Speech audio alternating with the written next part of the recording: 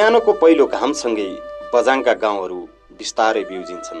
कसैका हातमा हलो, कसैको काँधमा डोको र कसैका आँखामा परिवारलाई राम्रो जीवन दिने सपना। सुदूरपश्चिमको यो दुर्गम पहाडमा जीवन कहिल्यै सजिलो थिएन। घन्टौँ पैदल हिँड्नुपर्ने बाटो, सिँचाइको अभाव, सीमित खेतीयोग्य जमिन र वर्षौंसम्म रोजगारीको खोजीमा गाउँ छोड्नुपर्ने बाध्यता।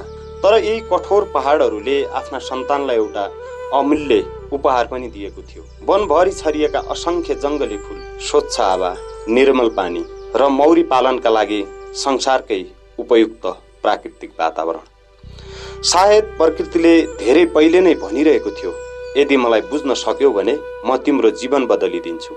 आज यही प्रकृतिको वरदानलाई समातेर बझाङका किसानहरूले समृद्धिको नयाँ बाटो रोज्न थालेका छन्। बझाङमा मौरी नयाँ होइन, पुर्खाका पालादेखि घरको छानोमुनि, गोठको कुनामा वा वनछेउमा राखिएका मुडे घारहरूले गाउँको संस्कृतिसँगै यात्रा गरेका थिए। त्यो बेला मह उत्पादन भन्दा पनि घरेसी आवश्यकताका लागि मौरी पालिन्थ्यो। ज्ञान सीमित थियो, उत्पादन सीमित थियो र आम्दानी पनि सीमित नै रहन्थ्यो। तर सोच बदलियो, सिप बढ्यो, सोच बदलियो र किसानहरूले परम्परागत मुडे घारबाट आधुनिक बक्स घारतर्फ पाइला अगाडि चाल्न थाले। आज एउटै घारले किसानलाई केवल मह मात्र दिँदैन, त्यसले आत्मविश्वास दिन्छ, व्यवसाय दिन्छ र आफ्नै गाउँमा सम्मानपूर्वक बाँच्ने आधार दिन्छ। हाम्रो यो परम्परागत घारदेखि लिएर बुवाको पालादेखि नै मौरी पालन सञ्चालन थियो। त्यसमै अहिले अब दाजुले कृषि ज्ञान केन्द्रबाट पनि थुप्रै चाहिँ 50-60 घार मौरीका चाहिँ ल्याएका छन्। त्यसैमा हाम्रो कोसिसले केही चाहिँ थप गरेका छौँ। 50-55 जति हामी 2 भाइ लगायत छन्। हाम्रा परम्परागत घारहरूमा पनि मौरी छ, आधुनिक घारमा पनि छन्। अब चरण क्षेत्र चाहिँ हामीले खासमा तालिम प्राप्त नभएर हो कि विशेष जानकारी नभएर मोबाइलबाट, युट्युबबाट, हरेक ठाउँबाट गर्दा अलिअलि त प्रयासमा छु। अनि अब स्रोत साधन भयो भने यसलाई चाहिँ वृद्धि गर्ने लक्ष्यका साथ हामी लागिरहेका छौँ। कृषि ज्ञान केन्द्रबाट चाहिँ यो पाएर आधुनिक घारहरू राखिराखेका छन्। अहिले भर्खरै छन्। उनले पहिले पनि आधुनिक घारमा कहीँबाट केही नपाएर पनि 10-15 घार जति चाहिँ बनाइराखेका अवस्था हो। अब हामीले कार्तिकमा सिजन उठाउन सकेनौँ, राम्रो चाहिँ प्रोडक्सन गरेन। पोहोर सालको कुरा जेठमा गर्ने हो भने लगभग एक घारबाट हाम्रो 10,000 म्याक्सिमम भनौँ न दिया थियो। लगभग 7-8 केजी मह। अब यो पहाडी मह भन्यो भने अलिकति राम्रै मूल्यमा बिक्री हुन्छ होइन। अब यहाँदेखि लेकको मह भयो भने झनै राम्रो बिक्री हुन्छ। हामीले त्यो काठमाडौँसम्म पनि सप्लाई गरिरहेको छौँ कहिलेकाहीँ। त्यसले गर्दाखेरि यसै माउरीबाट लगभग एक भाइको पनि जाला 1.5-2 लाखसम्मको बिक्री हुन सक्छ हो।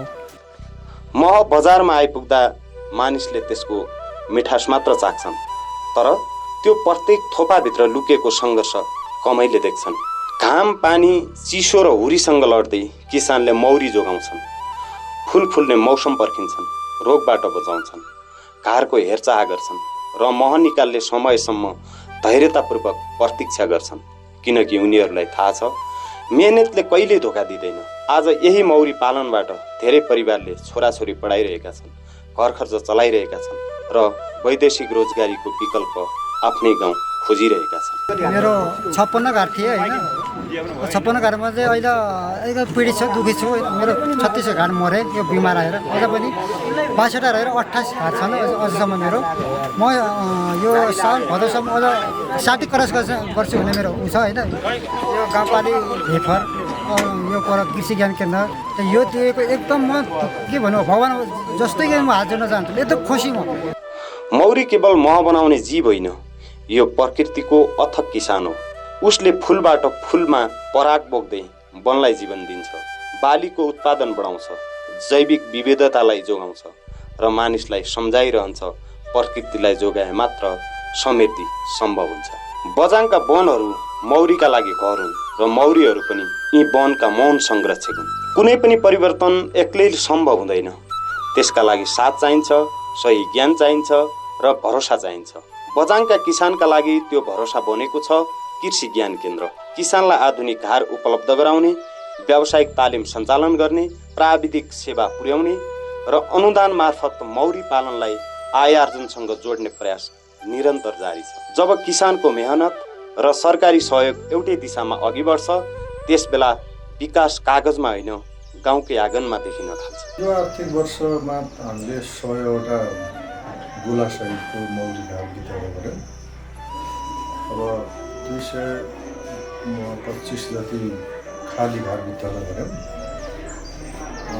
हामीले पनि वितरण गऱ्यौँ। अर्को साझेदारी अरू सङ्घ संस्थासँग पनि खप्तर छान्न गाउँपालिकामा पनि त्यो हेफरसँगको साझेदारीमा त्यहाँ 30वटा गोलासहितको मौरी घाट त्यहाँ पनि वितरण गऱ्यौँ।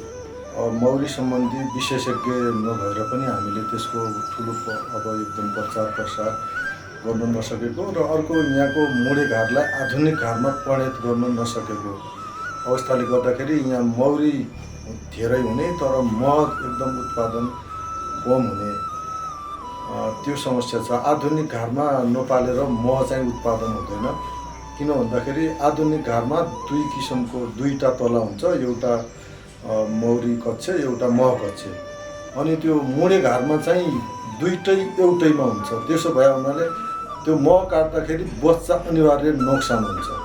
अब त्यो बगैँचाको कमी पनि छ र अर्को कुरा उन्नत घाटको कमी छ। उन्नत घाटमा मौरी कसरी पाल्ने भन्ने कुरा अब व्यापक रूपमा गाउँपालिका अनि यता प्रदेश सरकार सबै लागि त परेका छौँ। सबै हामीले प्रत्येक चौमासिकमा गाउँपालिकाका प्राविधिक गाउँपालिकाका त्यहाँका कृषि शाखा प्रमुखसँग छलफल नै गरिराखेका छौँ।